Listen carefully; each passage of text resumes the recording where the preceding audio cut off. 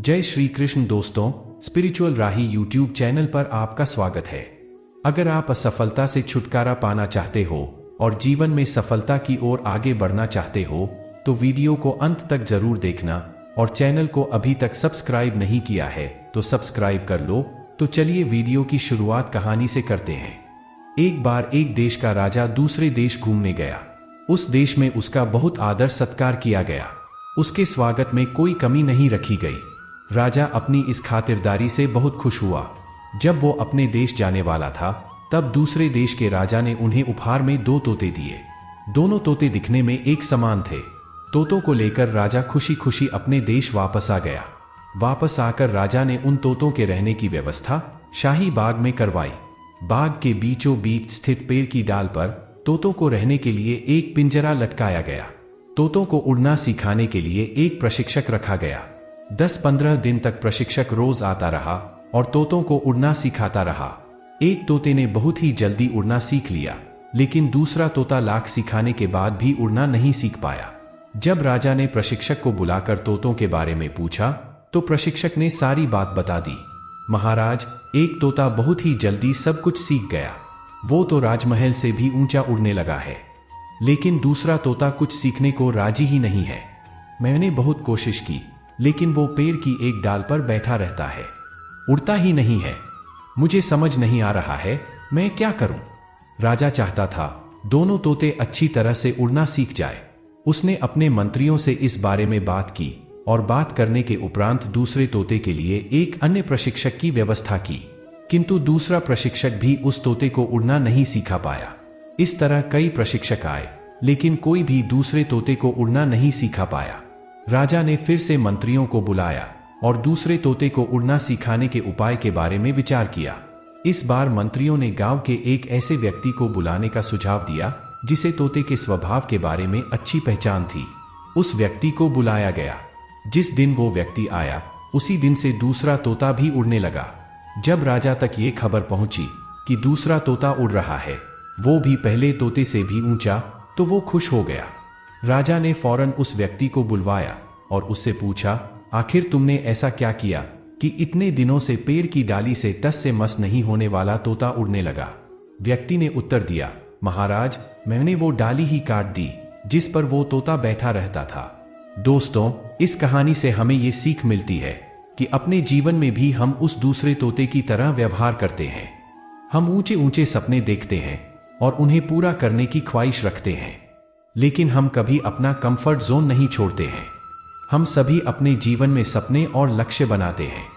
हमारी आकांक्षाएं हमारे जीवन का महत्वपूर्ण हिस्सा होता है। ये सपने हमें मार्गदर्शन देते हैं, ऊंचाइयों तक पहुंचने की प्रेरणा प्रदान करते हैं। हालांकि कई बार हम अपने सपनों को पूरा करने की ख्वाहिश रखते हैं, लेकिन हम अपने कंफर्ट जोन से बाहर नहीं निकलते। कंफर्ट जोन एक ऐसी जगह है जहां हम आराम की स्थिति में रहते हैं और हम इसे छोड़कर कुछ नया करने से डरते हैं। सपना पूरा करने के लिए हमें नई चुनौतियों का सामना करना होगा और कभी कभी हमें बड़े से बड़े रिस्क लेने की भी जरूरत होती है, तभी हमें सफलता मिलेगी।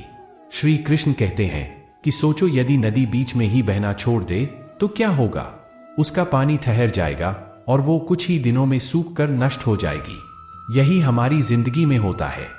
यदि सफल होने के लिए आप कोई लक्ष्य तय करते हैं तो उस लक्ष्य तक पहुंचने की पहली शर्त यह है कि आपको लगातार अपने लक्ष्य की ओर बढ़ते रहना है। यदि कहीं रुके तो असफलता निश्चित है। अपने मनपसंद लक्ष्य तक पहुंचना आसान कार्य नहीं होता। यदि आसान होता तो आज दुनिया के सभी लोग सफल होते। सफलता के रास्ते में बहुत सी बाधाएं सामने मुंह फैलाए खड़ी मिलती है। ये बाधाएं हमें रोकने की पूरी कोशिश करती है। जो लोग मन से कमजोर होते हैं, जिनका आत्मबल बहुत कम होता है, वो इन परेशानियों के आगे झुक जाते हैं और असफलता को स्वीकार कर लेते हैं और बाद में अपने भाग्य को कोसते हैं। लेकिन कुछ वीर लोग इन परेशानियों का सीना तान के सामना करते हैं। भले ही लक्ष्य तक पहुंचने की गति में कुछ समय के लिए कमी आ जाए, लेकिन रुकते कभी नहीं है। और जो रुकते नहीं है उन्हें अपनी मंजिल तक पहुंचने से कोई रोक ही नहीं सकता। ध्यान रखिए, लक्ष्य तक पहुंचने के लिए लगातार चलते रहना पहली शर्त है। लगातार बहती नदी ही अपनी मंजिल प्राप्त कर पाती है। समय हमेशा चलता रहता है, इसलिए दुनिया का हर इंसान समय का गुलाम है। हवा हमेशा चलती रहती है, कभी कम रफ्तार से तो कभी तेजी से, लेकिन रुकती कभी नहीं है। इसलिए दुनिया के किसी भी जीव का जीवन हवा के बिना संभव ही नहीं है। संपूर्ण ब्रह्मांड, जिसमें अरबों गैलेक्सी है, खरबों तारे हैं और अनगिनत ग्रह है, सभी चलते हैं, कभी रुकते नहीं हैं। प्रकृति का नियम है, जो रुक गया उसका असफल होना या नष्ट होना तय है। यदि आप अपने लक्ष्य को प्राप्त करना चाहते हैं तो आज से ही अपनी कमर कस लीजिए और खुद से वादा कीजिए कि रुकना कभी नहीं है। सोचो कि जो लोग अपना लक्ष्य केवल इसलिए छोड़ देते हैं कि इसके लिए चलना बहुत पड़ेगा, इससे ज्यादा बड़ी असफलता कोई नहीं हो सकती। क्योंकि सफलता और असफलता तो बाद की बात है। खुद को बिना प्रयास के असफलता की ओर धकेल देना, इससे बुरा कुछ नहीं हो सकता। जब आप खुद को परिभाषित करते हैं तो सारी दुनिया आपके पास से गुजरती है। आपकी सोच, आपके विचार और आपकी भावनाएं आपकी शक्ति बनती है। आपकी सोच आपके कर्मों को प्रेरित करती है और कर्म से ही सफलता आती है। इसलिए हमेशा सकारात्मक सोच और उच्च मानसिकता बनाए रखें। जीवन में कठिनाइयां आएगी, समस्याएं आएंगी, लेकिन आपकी मनोबल शक्ति आपको अपने लक्ष्य की ओर आगे बढ़ने में आपकी मदद करेगी। यदि आप ताकतवर और अटल बने रहेंगे तो कोई भी चुनौती असंभव नहीं होगी। विफलता केवल एक मंच पर धकेलने का अर्थ नहीं है, बल्कि आपको विजयी बनाने के लिए आगे बढ़ाने का एक और अवसर है। इसलिए अपनी ताकत को पहचानें, अपनी गलतियों को स्वीकार करें और फिर से खड़े होने का प्रयास करें। जिंदगी में सब कुछ हासिल करने की इच्छा किसको नहीं होती है? आगे रहने की इच्छा किसको नहीं होती है? पैसा कमाने की इच्छा किसको नहीं होती है? आज मैं 100 लोगों से कहूं कि कल आपको 4 बजे उठना है। अगर आज 100 लोग राजी भी हो जाए, परंतु ये है कि उनमें से सिर्फ 80 लोग ही उठेंगे। दूसरे दिन क्या होगा? उससे भी कम लोग उठेंगे। तीसरे दिन उससे भी कम, चौथे दिन उससे भी कम, और जो आखिरी दिन उठेगा वही व्यक्ति अपने जीवन में चुने हुए लक्ष्य को पाकर रहेगा।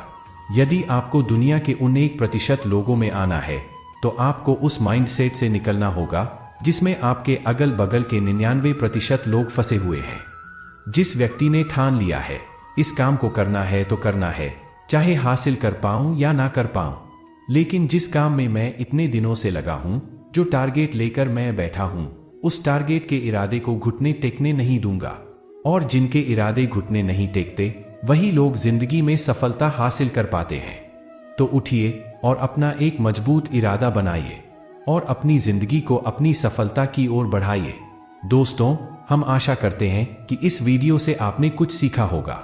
अगर आपको वीडियो पसंद आई हो तो वीडियो को लाइक करें, चैनल पर नए हो तो चैनल को सब्सक्राइब करें और बेल आइकन को प्रेस करना ना भूलें। तो मिलते हैं एक ऐसी नई वीडियो के साथ, तब तक अपना ख्याल रखें। जय श्री कृष्ण।